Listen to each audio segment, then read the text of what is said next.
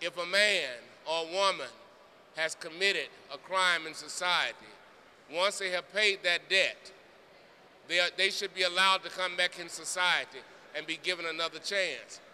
And after meeting with the chairman of Judiciary Committee on yesterday and some other elected officials here in the state of Georgia, I want to remind you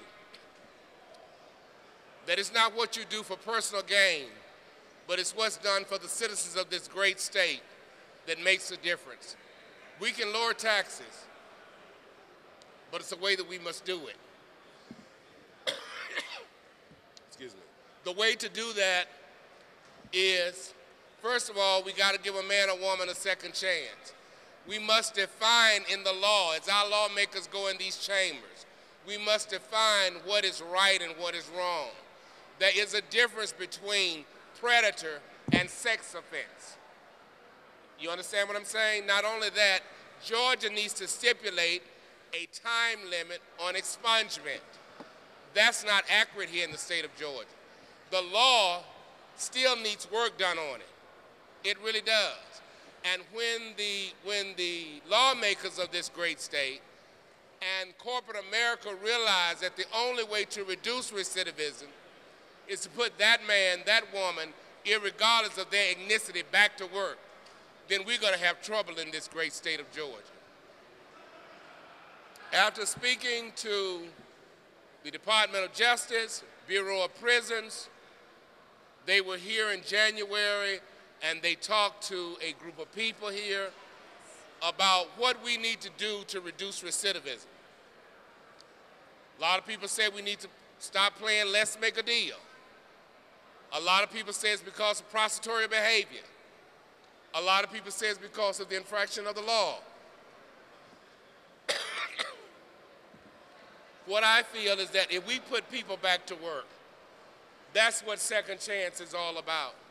Yes. Establishing a family, being a mother, being a father, being able to provide for yourself. And before I leave the podium, Senator James, I want to thank you for all that you've done throughout my career. But the war has just begun. I want every citizen that will review this tape. This is election year in this great state. We need to be mindful to put people in office that are going to support the needs of the community. Not just bring them to the Capitol, just to represent their district. When they come to this Capitol, they don't just represent their district. That's the district that they were elected out of. They represent the whole state of Georgia. I want to say in closing that if we don't accept second chance in this state is headed for problems. I want to correct one last point you made. Georgia is not number 5 in the country. Georgia is number 4 in the nation, with the most people locked up in prison. We have 2 million people in the United States locked up. 55,000 of them are here in Georgia. 9,000 of those prisoners are mental health. What are we to do? The services are not there. They talking about cutting the budget.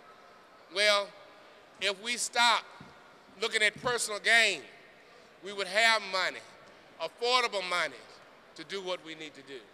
Thank you. God bless you, and God bless the great state of Georgia. Thank you. I have talked to many ex-offenders who are working hard to take care of their families, but many of them are threatened by child support fees. They can't get a job. They can't pay their child support. So they stand out on the corner for day labor, for hoping that someone would stop and pick them up and give them a job for one day so that they can get their money together, not to eat, but to pay their child support.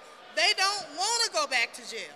They're working hard. Let's help them. Let's give them a chance. They will work hard.